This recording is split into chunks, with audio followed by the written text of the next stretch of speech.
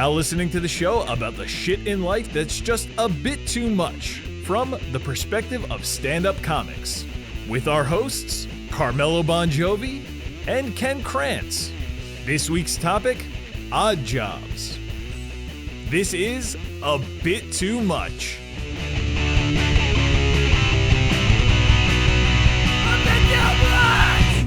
What I want to know, because it's like I'm slowly learning more about you as we know each other. I was told this past weekend that I'm too nice to you. I don't know what that was such about. a wild conversation. Such a wild fucking conversation. And is someone you've known for a long time, and I just met, and it's like, you're too nice to him, And I'm like, to me, the version of you that I know, actually you are nice, and everyone else I'm meeting is like, no. It's not that nice. He's like well, it's not that. No, you know what? Actually, no one says you're not nice. Everyone's like, oh, he's miserable or something. And I'm like, I don't think he is at all. You're like one of the more, I feel like, easygoing, optimistic people I've met in comedy. Which there's not a lot. No, there's not a lot. Speaking of which, like, there was such negativity in that room the other day. Like, it was funny negativity, It's like people were fucking with each other. And then Sergio Chacon comes in. He's like, "Hey, Poppy," and you're like, "Oh, this is what we needed. We needed an actual good mood, like an actual nice person there. Yes, Not a bunch of us who are like cranky and act nice. Like, we need a real good person to come in." So the girl you're talking about, I used to have a podcast. It was my first podcast. It was Ritu Chandra, and it was called Why Bother? Right. And it was mostly just us revealing really like personal things and then shitting all over them. Gotcha. And so that's the relationship you have with her, is that you guys shit on each other. Yeah. And she's just so convinced that you need to call me on my bullshit and you need to take me down a peg. She was like, he's too nice to you. And I'm like, yeah, guess what? I prefer that. Dude, were you getting flashbacks of your ex-wife and your current wife? Like that's what this felt like. This felt like you said that. You were like, this is kind of like my ex meeting. Yeah, this like is what your it new felt girlfriend like. meeting And, your ex. an ex-wife would say something like, why are you so nice to him? Yeah. Yeah. I know a version of him that is not like this. Yeah. Why are you so nice? Well, I think it was a funny podcast. You can't even find, like, we scrubbed the internet of it because we've both definitely said cancelable shit. Right. And like, she's trying to get her kid into a good college now. So she's like, I can't have this. Can't have this floating around me. So, yeah. Thank God too. But, yeah, so she says, like, you're too nice to me. And she got frustrated because it's not like I'm that overly nice to you. I'm just not mean to you. Right. I'm not like, oh, Ken, you're an incredible. Like, we're not sitting here complimenting each other. We're just being respectful. Yeah. And we haven't known each other that long. Right. It seems weird because we're co-hosts. Yeah. But we haven't known each other that long. I really don't know you that well. We formulated this simply based on the fact that we had a good podcast chemistry. Like, it has nothing to do with anything else. So she, when we were doing that podcast, like, my marriage was starting to fall apart. Right. My life was taken a You were much in a different different place mentally. Yeah. And I couldn't reveal any of that. So I think she got annoyed that she was open about all of this personal shit. And I wasn't as open, Which is funny. Like, again, the difference. You have been so fucking open and vulnerable on this show. Yeah. That, like, I mean, it's like the if I had to say, like, one thing about you, like a characteristic about you is like, oh, he'll like tell you anything. Yeah. Ken will literally tell you fucking anything. And it's funny that her side of it is like, oh yeah, he was just like, but you were in a very different place. Yeah. When I met you, you were past it. Right. You met me on the other side of this whole thing. Yeah. Right. Yeah. So she told me afterwards, she was like, you need somebody calling you on all your shit. I'm like, yeah, I married somebody. Like I got somebody. Right. There's no shit left getting uncalled. Yeah. Right. And you've had a wife, you have a new wife. Yeah. That's, I mean, like, you've been called on your shit. Yeah. Right. It's not I feel like I've had so many different versions of myself. My wife has we've been together for 14 years. So she has seen optimistic, turned grumpy, now I feel like I've come around a little bit because of my kid. I've like lightened up a little bit. I'm still pretty fucking grumpy. My wife would tell you that like she would not be like, oh, what you like if you hang out with Carmelo all day, it's just like pleasant. Like that's not what she would say. It's not the side, because there's sides of your of yourself. I feel like as a straight married man, there's always a side of a straight married man that only his wife knows, that like other guys don't know. Even though you could get real with guys, like you could talk to a friend, there's certain things, because some of those things are embarrassing. Some of those things are just like vulnerable or emotional, probably more so that, like you don't open up that much to like a dude you go drink shitty Bud Lights with, right? You don't like, first of all, you're drinking Bud Light, so the bar's low and you're not getting that deep, right? And then the sides that only, so like my wife would be like, that's crazy that's what you're saying, like, oh, this person sat there all night going, he's too nice to you. My wife would be like, in what world? Because she sees a whole, right. That's a whole different side to me. I feel like I've had like I've said this to my wife before. I've had like 3 lives. Part of this is career wise too, in the jobs I've had. But part of this is like, I had like my childhood, which was, I was born in like Bushwick and then we moved to a new neighborhood. And then that was most of my childhood was in that neighborhood in Queens. And I had these friends. We've talked about this before, but then like I didn't hang out with them anymore. And I was like just off of my own. And I was starting comedy, but I was also starting like early career in advertising. And it was all this exciting, creative stuff ahead of me. And I was kind of a different person. I feel like a few years into that, I was like, oh, I'm not even the same person I was like 5 years ago with those guys. When I was just like this fucking Guido with the chain out and the fucking hair and all. It's a different fucking person. Like if I showed you, I don't have it. I have a different license picture now. If you saw my old fucking driver's license picture, you'd be like, oh, is this like a mugshot from a date rape? Like you'd be like, what is this fucking? I looked like a fucking hooligan, I had like years ago I interned for Opie and Anthony, and Patrice O'Neill said I had he used to call me Stallone eyes. Like I had Sylvester Stallone eyes. I just had these droopy eyes. But when I was younger and I actually had like because I did amateur boxing, I was in really good shape, and I had more of like a chiseled jaw. I kind of did have that like Stallone-ish look to me. Now I'm like, now I'm like one of his brothers. I don't know. You're more like Frank. I'm more like Frank right after a Coke binge, baby.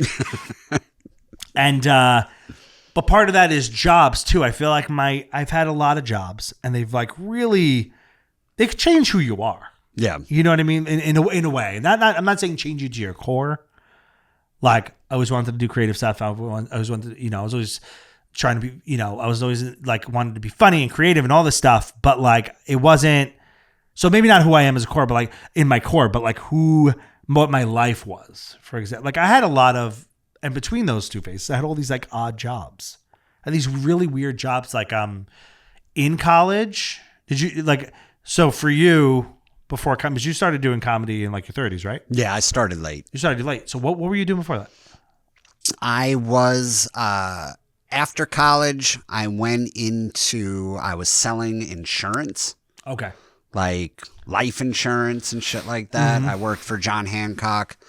That was interesting because I always, my whole life growing up, I wanted to work and live in New York City. I don't know if I've told this story. I wanted to work in the city. I think you told me you worked for John Hancock. I don't remember you saying that. Yeah, and my first job out of college, I get hired. I'm in Midtown. I'm right above Grand Central Station. The office was above Grand Central.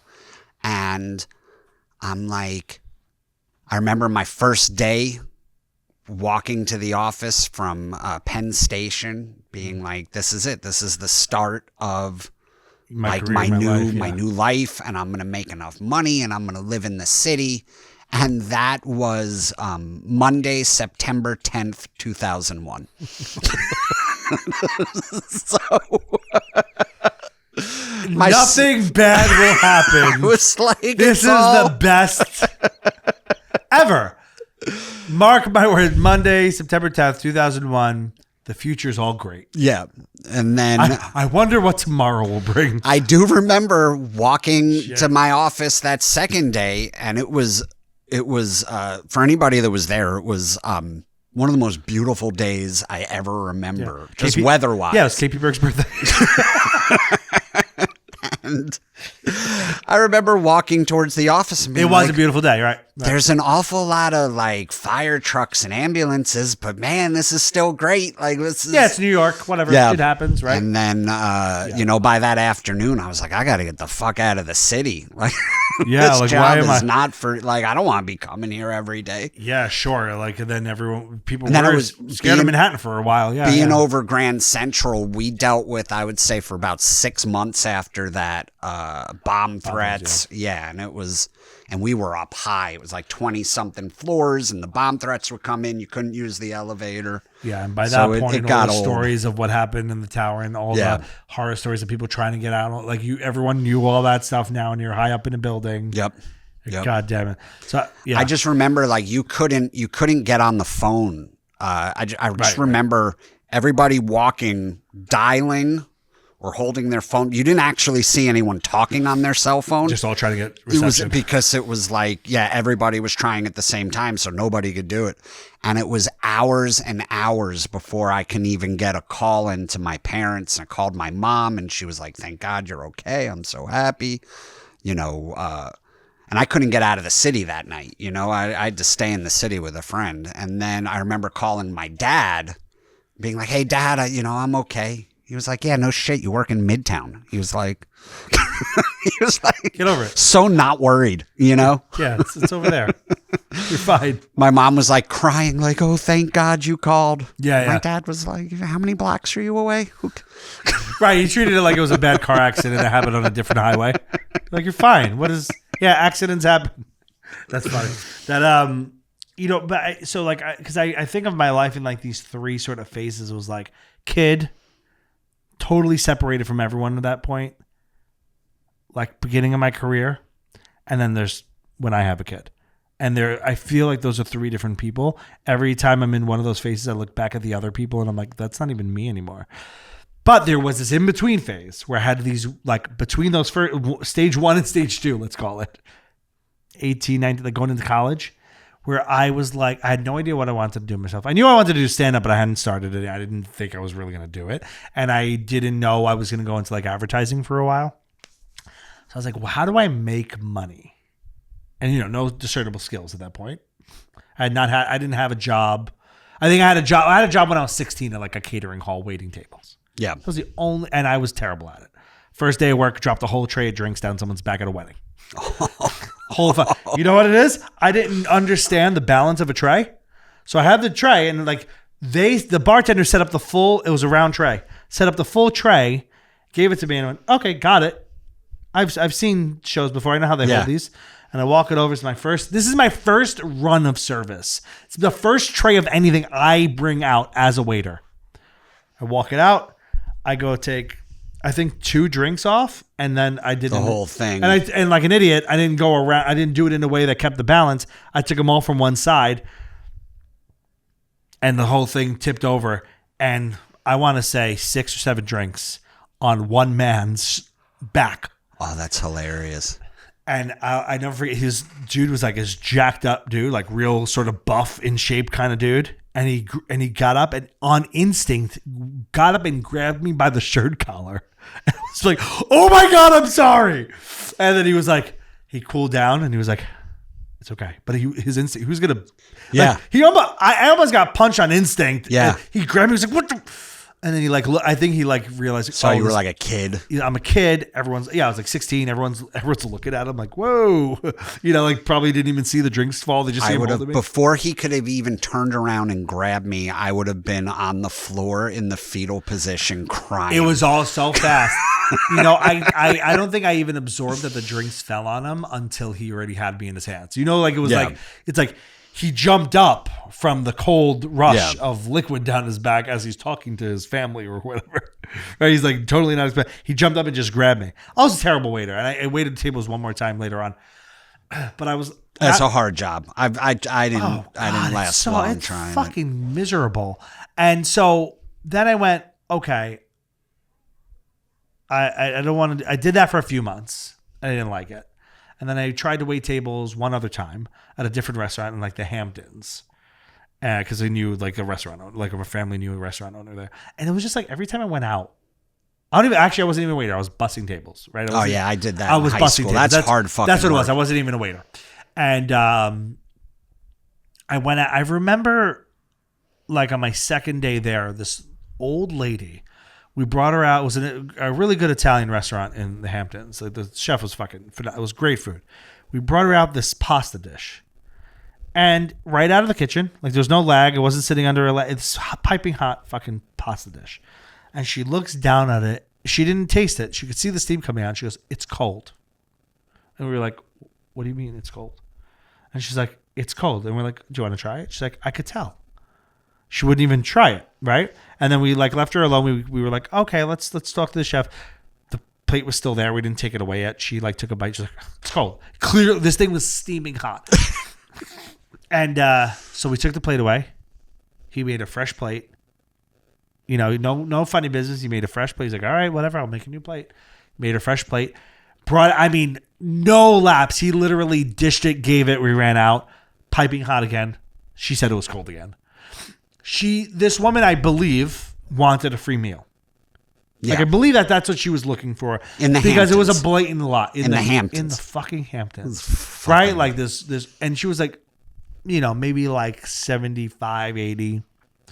If you're eating dinner in the Hamptons, you can afford dinner in the if you're, in, the Hamptons, you can afford dinner. The only people who couldn't afford dinner was the waitstaff, Right? You know, like Yeah. we were the only ones who in the Hamptons, like the help in the Hamptons. So the only people that can't afford. Everyone there is very wealthy. Everyone there has got, you know, the Hamptons are their second or third house. Yeah. That's not a primary. Yeah, not a lot of people live place there. for Yeah. most people. Yeah. You know, of course there is some. And so she and I remember going, and I had this moment in a lot of these jobs where I went, not built for this one. Nope. Yeah. Not going to be a waiter. I can't. The job itself is kind of hard. It's long. You're on your feet all day.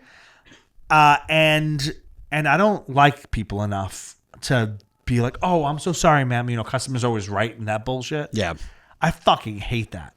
You know what I mean? And fast forward to what we do now. It's like now when someone's an asshole, we yell at them. It's a fun job, right? Like comedy is fun because what other job where if someone's being an asshole, you can just tell them to their face, Yeah. you're being an asshole, and you can be funny about it, and then people clap. It's Right. It's wild. Well, it's the opposite. Like the club maybe has to treats, you know, their customer. They give the customers a lot of room, Right. But the comedian doesn't, Right. Right. And as a waiter, you're not supposed to be like the goddamn steam lady. Your glasses are fogged, Right. from how piping hot this pasta is. If you ate it right now, you'd burn your fucking esophagus. But you're making us send it back. So then I was like, all right, I'm not gonna be a waiter. So I was like, maybe I should get a day job. Like I'm trying to be a waiter. Like I don't know if I want to work at night. I want to have like fun with my friends at night. I want a day job. So I went and worked at a Staples. Did you have like jobs like this where you just like worked like when you were younger? I was a cashier in high school for a little while. I was a cashier like at a craft store. Got it. I worked at Nordstrom's in college. Yeah. As a cashier. The worst employee they ever had. Those jobs, like retail jobs, can be, because those days are so long and they're not exciting. No. And maybe if you're lucky enough, you like your coworkers and you can get along with them and joke around throughout the day, but you're killing time when you're joking around. I remember at Staples, I would go and get a big bag of rubber bands and open them. And you know, like every Staples has like the open ceiling, like rafter type look in the, you know, it's like, sometimes there's like drop ceiling, but sometimes it's very industrial looking. I would just sit in a chair with the, like, as I'm supposed to be stocking shelves, just shoot rubber bands over the rafters and try to get it in this like little box. I would just spend out, and then I would hear my boss come in. I'd get up and fucking put some paper away. I was late on my first day of work. You know, like I didn't realize until later, like I am not the kind of person who can just show up to any job and have a good, and like do a good job. You got to be built for retail. It takes like a... What I also realized about myself is that I need a job I'm thoroughly interested in. I'm not a person who can just take, I can't just go sell insurance. Yeah. Like my office job was advertising, was a creative outlet. I needed that. Otherwise, it's like my ADD kicks in and I'm just not there. I'll tell you. I'll daydream all fucking day. my favorite high school job, this is actually outside of comedy. This may have been my favorite job ever. It was funny because it was sometime in the spring. Like school was coming to an end. I was 17 and I was like going into my senior year, and my mom was like, you need a job and I'm going to give you whatever. You have like 4 weeks to find a job. And if you don't have a job at the end of 4 weeks, go live with your dad. And so honestly, I was like, I think that was the era of that. Like parents used to give ultimatums. Yeah, but I was also you like, can live here or not. I can go live with my dad. I'd be fine there too. Yeah. You know, like Also, your dad lived down the block. Right, he lived around the corner, and he had change schools. I didn't have to. I literally. He had even less rules than my mom did. So I was like, I'll go live there, and I was so every day. I would go to my friend's house and smoke weed and play Nintendo and tell her I was out looking for jobs. And then finally it got to be like, you know, there was just a day or two left on the clock. And my mom was like, I'm like, Mom, I'm looking, you know, I don't know why it's so hard. I didn't go on one interview. I didn't do one thing. It's just hard out there, Mom. I get a call from my brothers. Like, shit's hard out there. Sometimes when you go down the green pipe, you should play Mario Brothers. Yeah. It doesn't, you don't go. And then like, oddly enough, you were probably on mushrooms double. But then I get a phone call and I got like a day or two left on the clock. My brother's best friend at the time calls and he's like, hey, you're 17, right? You have your license? I said, yeah. He had just taken a job somewhere down the Jersey Shore. I don't remember exactly where. He was managing a bar and he had just gotten a DUI. And he was like, I'll give you $200 a week and my car. I need a chauffeur. Oh, shit. And I was like, $200 a week, you know, in the 90s. At 17? Yeah, goddamn. Was good money. Yeah, for sure. And all I had to do was like be on call and drive him to and from work. And I remember going home that night. My mom was like so sure that she fucking had me, you know, and was like, well, I've noticed you didn't find a job and tomorrow, you know, is your deadline. And I was like, oh, no, it's good. I got a job. Landed a great gig. I'm working like 4 hours a week. But $200 at 17 in the 90s, though, is all you actually need. Yeah. Like, well, one, it shuts your parents up. I have some sort of job. And I got a car. They didn't give me a car. This dude gave me his car and was like, just drive me around. Not only did I get a job, but could he be my parent? I remember I'm driving him back one night and I picked him up and there was a waitress who worked there. And he was like, let's give her a ride home. I said, okay. So I'm driving them back up the Garden State Parkway in his Honda Civic. Right. Two of them are in the back seat and I can hear they're like making out. And then I hear her say, because this still haunts me to this day, I guess he started getting her naked in the back seat. Because then I hear her say, yeah, sorry I'm so hairy. I'm Italian and I have to shave pretty much every day. You know, and then I'm just in the front seat like, oh God. And then I remember her saying, this started your hatred of Italians. Maybe. And then I remember hearing her say, have your driver pull off on the shoulder and I'll blow you. And then I just remember being like, I'm not his driver. Like I'm his best friend's brother. So like, I'm not pulling over. So you can blow. And then she's like, sorry, my lip is so hairy. I'm Italian and I have to shave every day. And then she ended up blowing him. Right. And you in the back seat. And you had to sit there? While I'm driving. I didn't pull over. You didn't pull over. I just kept, I was like, I'm not pulling. I'm not getting hit on the parkway. Also, if you're driving, why would you have to pull over? Yeah. Right? Yeah. Like you could just. I think she wanted me to get out of the car. I think she wanted me to like pull over and get out of the car. Go walk in the woods while I play your friends because of my. She was and she was way older than him, so she was like. It's funny. I was just thinking about her the other day because she was like my age now. She was in her 40s. Oh, really? That much? He was like. If I was 17, he was 23, 24. Right. And she was like almost double his age. Oh, wow. Yeah. And then I'm like, you'd think that wouldn't last. Like, you'd think like, well, that's not a great, like, meet cute. Like, you're blowing him in the back of your, Sure, yeah. While they got married. And wow. He Still together? He works, he works in Bellworks.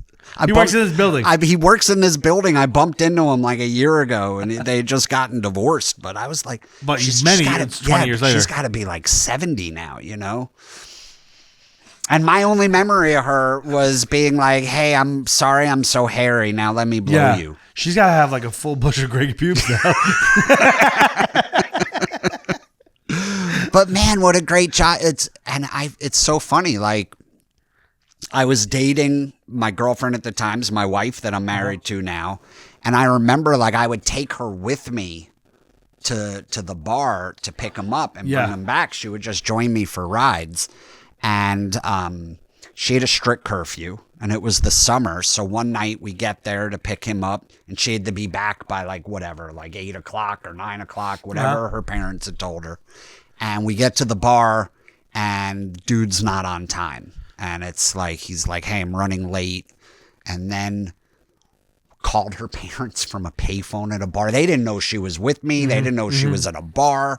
She had to call from like a payphone to say she was going to be late. And they were like, no, come home now. Yeah. And I was like, can't, like this is my job. I gotta. Right. I'm working right now. Yeah, I'm working. And we drove. That's about as real of a job as comedy is. It was as fun for 17. Like, that was as fun a job. Also, save money. $200 a week. $200 a week. We would pass a joint back and forth. Yeah, that's great, man. Listen to whatever music I wanted.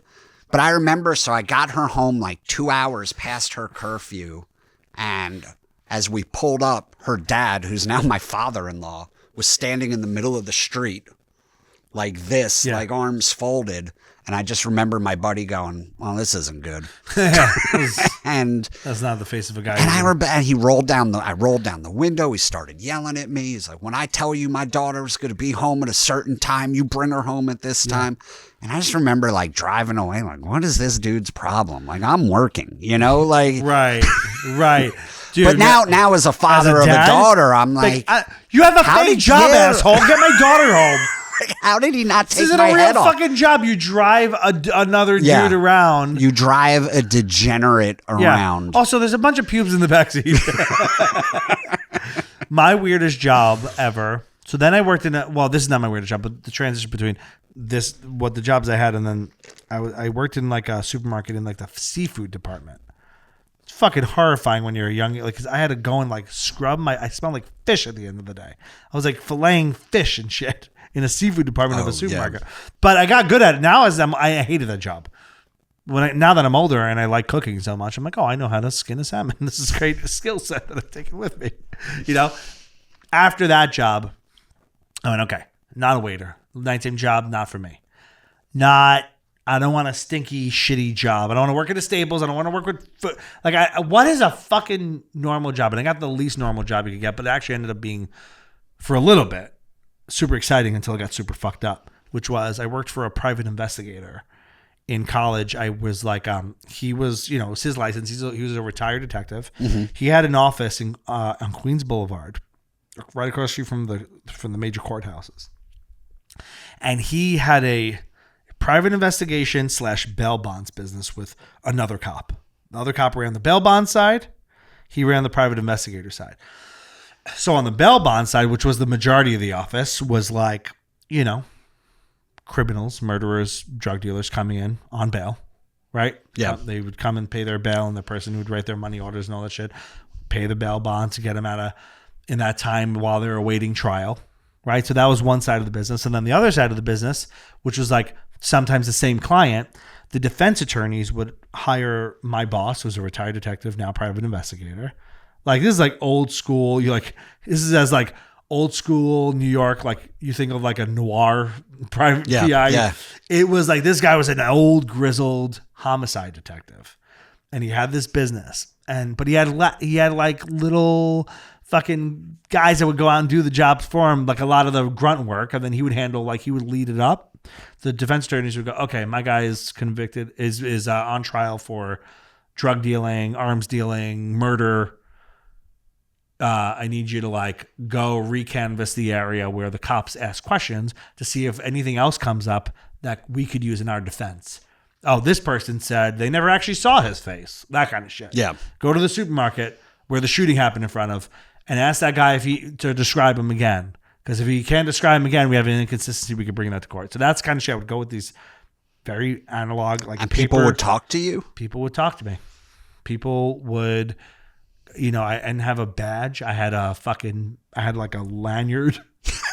Fucking like a regular corporate ID. You made it in arts and crafts? No, they gave me like a regular corporate ID, like that you would have at any job.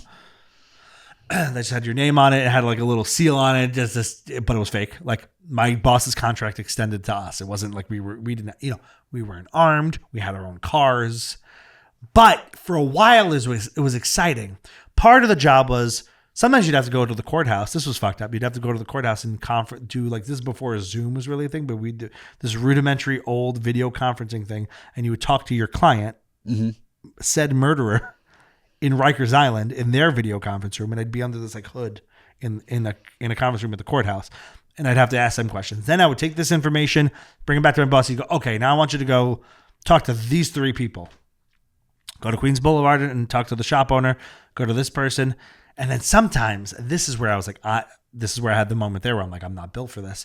I'd have to talk to like the victims' families. And they could just say, I don't want to talk to you. Yeah. But sometimes most times they were just willing to talk because they wanted to tell you like, no, this piece of shit killed my son, stuff like that. And I remember this one time when I really like this woman told me this heartbreaking fucking story about her husband who, he had a record, but he had been cleaned up for like 10 years. He was like, he had a good job. They had just closed on a house to get themselves out of the neighborhood that caused all this trouble. They closed on a fucking house. They were on their way out. 2 weeks before they're ready to move, innocent bystander fucking like a fucking stray bullet hits him. Oh fuck! And he dies right there in the corner, like where he couldn't escape. He never. It was fucking Carlito's way. This poor fucking guy. Doesn't the end of that movie piss you off every time? So much, but that was the only way that was supposed to end, right? Oh, like he was never supposed to get out and go to the paradise. My favorite guy in that movie is like, Carlitos, my dick no work. Remember that guy? He's like, what is he? He says shit in a bag. Shit in a bag. I can't fuck. I can't. That fucking guy is one of my favorite movie characters of all time. It's like, Carlitos, my shit don't work. Yeah. I can't fuck no more. I can't get sucked no more. There's all this graphic. Can't fuck, can't get sucked. I love that guy. So this guy takes a fucking stray bullet, never gets out of his fucking neighborhood. And now I'm talking to his wife. They just got fucking married. They just closed on this house. And she's telling me this, and she tells me the whole fucking story, like who he was, how he got out of it, who he became. I'm on the phone with this woman for like 2 hours. Yeah. And I'm too naive. I can't even move the conversation along. I'm just like listening. And it's an incredible story. It's incredibly beautiful. It's tough to be like, all right, lady, can we get this moving? Can we wrap this up? And my line of questioning was supposed to be like to help the guy who fucking shot. Killed her kid. Yeah. Yeah. She killed her husband. Yeah. So I'm in fucking tears. I'm crying on the phone. She's telling me the story, and I'm trying to not like sound like it. And I'm like, okay. And I'm like, I can't get through it. It was one of the saddest moments I'd ever encountered of like, especially for someone I didn't know. The saddest fucking story. And I'm like, I am not built for this shit. On the other side of it, there was some really funny fucking moments. I had this like, in East New York, part of Brooklyn, for those who don't know, still is pretty dangerous area in Brooklyn. There was, that fucking sounds this building sometimes. I was supposed to meet with this prostitute to question her. Yeah. Oh, the old, I was just meeting with her to question her, honey. Exactly. That old trick. I was supposed to meet with her. I actually never ended up meeting the woman. I'm gonna, for the sake of the story, her name rhymed with this. I'm going to call her FiFi. And she kept on saying, I'm going to meet you on Schenectady. It's a street in East New York. I'm going to meet you there. Meet me there at 1:30. I'll meet with you. I'll do all this question. I would show up. She didn't show up. Mm-hmm. Go back to the office. She didn't show up. I was there for, East New York's fucked up. It's drug dealers fucking everywhere at this point, especially. This is like, 2004, 5, something like that. Call her back. Hey, we didn't meet last week. What happened? I'm so sorry. I got caught up. I had a job. She's a prostitute. She's like, I got called in.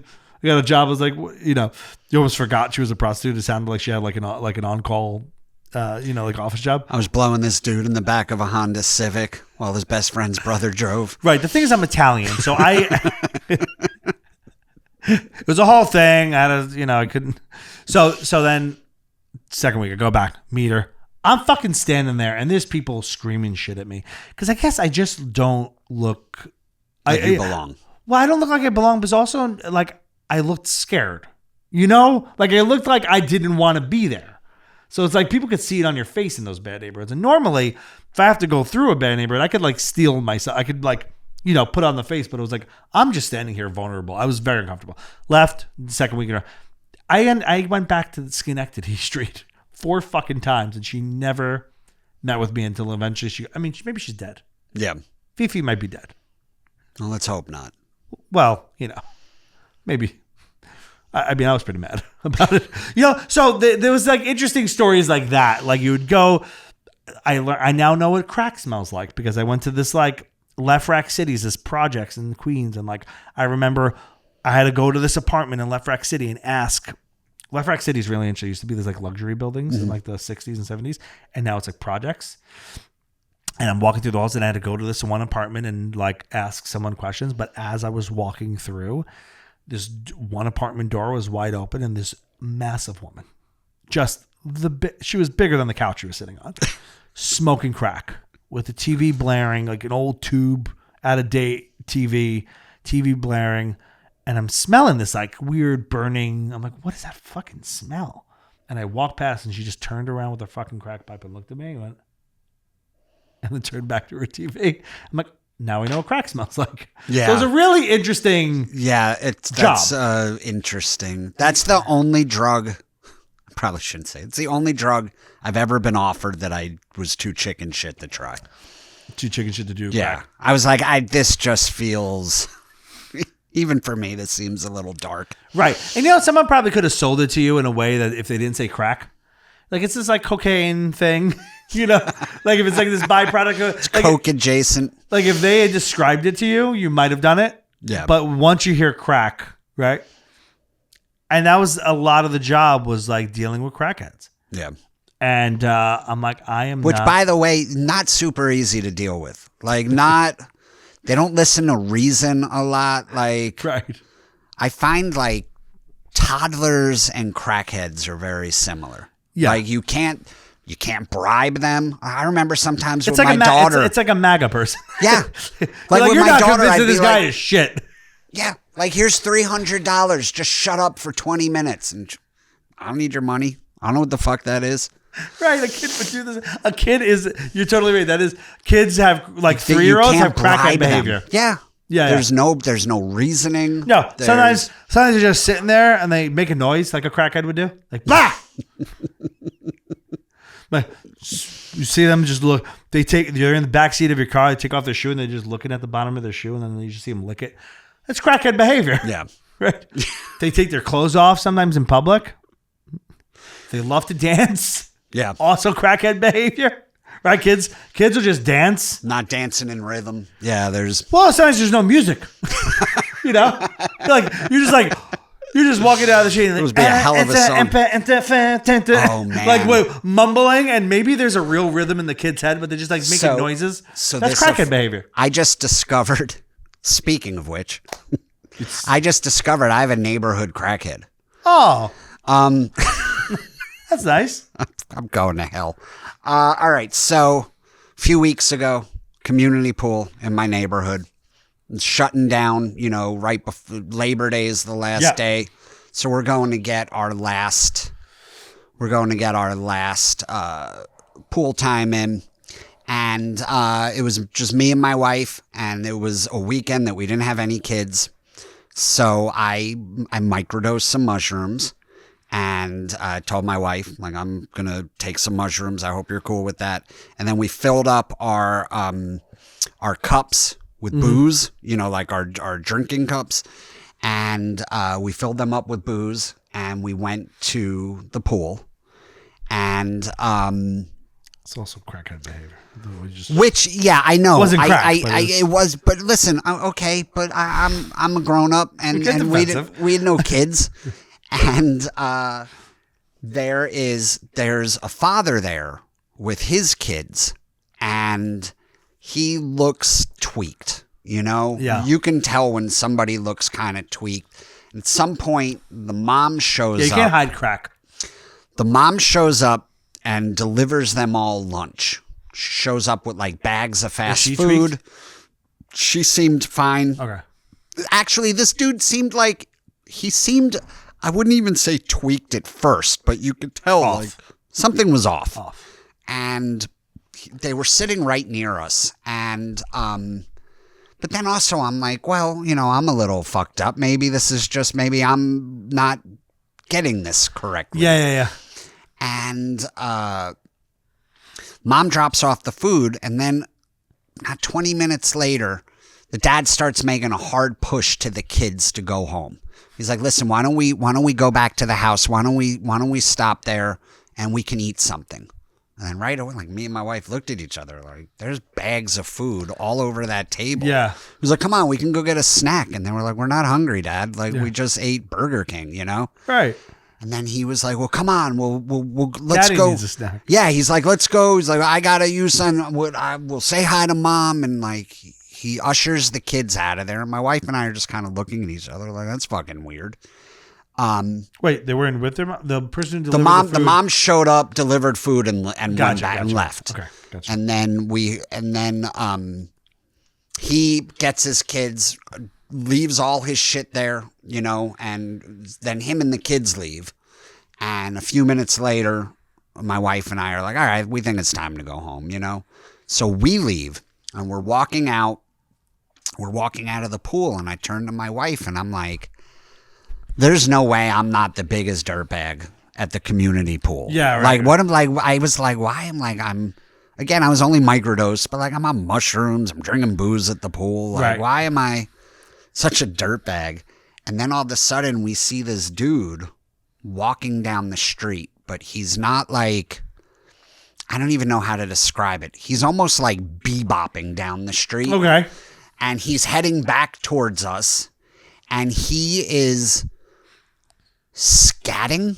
He's got his phone. Like scream. Like scatting, like sing. Like scatting, singing. Like that? Like, you remember David Lee Roth, Just a Gigolo? Yeah. He was scat, and the way he was walking was almost like humala babala zibala babala humala babala zibala bop, and he's doing all this into the phone, and we're like, as soon as I see him coming, and we're on the same side of the street, I was like, this is not for me. And I just crossed the street. And it's the guy. It's the dude, it's the dad walking back towards the pool. Right. And then he's like, I left some Burger King there. Yeah.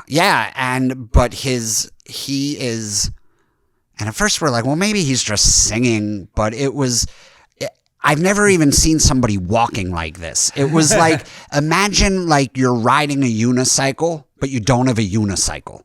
Like, I don't know how else. It was just motion. It was his feet were all over the place, and he's scatting, and then he's like, I crossed the street, and then my wife starts to cross the street, but then I think she felt bad, so she just stays in the middle of the road for some reason. So I'm like, I'm on the opposite side. Halfway through crossing the street, she's like, oh, I shouldn't. Yeah, she was like, oh, what if I hurt his feelings? I'm like, what if you hurt his feelings? He's fucking crazy, you know? Like, yeah.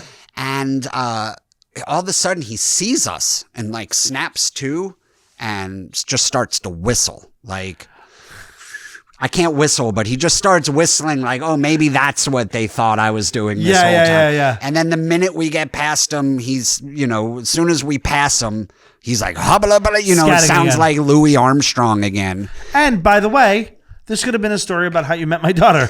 All that behavior, again, crackheads and 3-year-olds are the same type of thing. She could walk down the street. So I catch my daughter sometimes squabbling all down the fucking house. And then you look at her and she's like, no, I'm not doing anything. Yeah. Nope. And then you pass by. She thinks you're in the next room. Squabbling. Yeah. And on her way to get a snack. It's all full circle. I said to my wife, I was like, why didn't you cross the street? She was like, well, I felt bad. I was like, you were walking in the middle of the street. Like you're willing to get hit by a car so you didn't hurt this dude's feelings. Yeah.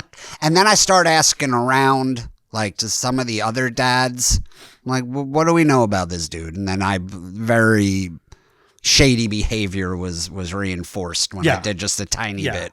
Well, crack and meth. And I don't know, it could have been, to be fair, he could have been huffing paint for all but it was something. There was something. I think there are less crackheads and more meth heads these days. Yeah. Like I feel like what I see is, I feel like more clearly meth, but the behavior is very similar. Yeah. Because they're both hyper drugs. They're both like, make it fucking crazy. And they both like, and it's not like it's pure cocaine where it's just hyper. I mean, it's chemically, it's fucked up. It's fucked up. And they both like fuck with your face a little bit. He had a little meth. Yep, he had a little meth mouth. Yeah. Which crack mouth is also, but meth I think goes onto your like skin. Like you can get like cuts and craters because that's fucking, they're melting down fucking or crushing up like whatever, like Sudafed and shit. There's so much chemical in what they're doing that it's like eating their faces. It was, but also I was like, look at that. I'm not the biggest degenerate at the community pool. Right. You know? No. So that's the moral of the story is that you are a degenerate, but I'm not the biggest. But if you're in front of a crackhead and or meth head, not so bad. Wouldn't that be amazing to get a crackhead and meth head in here? And just have them debate, like, see who actually goes off the rails worse. Yeah. Is a crackhead or a meth head? Because growing up, it was crackheads. Especially New York. Crackheads were everywhere. Yeah. And you knew you understood crackheads. They weren't always violent either. They were just like all cracked out. Yeah, no, I don't know. This dude might be, I think meth heads might be super gentle. I don't know, but. I don't get me wrong. A crackhead might like rob you, if they really need the money for a fix. But I think meth heads are more violent. Yeah. I think meth is a whole... Yeah, listen, I can't say for sure what it was, but it was definitely... It was cracky. It was something. It was cracky. It was... and it's funny, when he walked past me at the pool, I remember, like, I'm not super good at, like, picking up vibes from people. You know what I mean? Yeah. Like, my wife's Puerto Rican, and she's so good at, like, she's so dialed into shit like that. More street savvy? Mm-hmm. Like, she's more like, is that what you're saying? Like, she's more like well, to yeah, people. I mean, she's also an attorney. She's a public defender. Yeah. Trenton, she's really like, she can understand people. Yeah. She's like, and that's the first, she said, she was like, those guys are a dime a dozen in Trenton, but like you're not used to seeing them in the suburbs walking down your street towards the community pool. Yeah. I know what you mean. But when he walked past me, I caught like, I got like a bad feeling from the dude. Well, sure. At the pool, I got a bad feeling from the dude. Yeah. And then, You don't really normally. Well, I guess I think like again with like meth and different drugs, you get them like I feel like they're a little more scattered now. You used to just have crack neighborhoods, and like you just saw a bunch of crackheads in those neighborhoods. They weren't really in your neighborhood if you were not in a crack neighborhood. Yeah. Like now there like I feel like meth heads, they're in your town. The call's coming from inside your neighborhood. Yeah. Right. All right, Ken. That's on that note. That's where we'll putter out. That's where we'll fizzle out. That's where we'll run out of steam for the day. We've run out of steam. We also got the hook. All right. So it's a bit too much. This was Quite literally, maybe more so than usual. A bit too much for the. What was this episode? Jobs. A bit jobs. Here's what I got out of this: Weird Jobs, Harry Bush, Crackhead. Yeah, that's maybe that might be the name of the episode is Jobs, Bush, Crackhead. Bit Too Much Podcast and all the socials. Follow us, like us. Comment on topics you want to hear, and we'll see you next time. See you next time. Bye.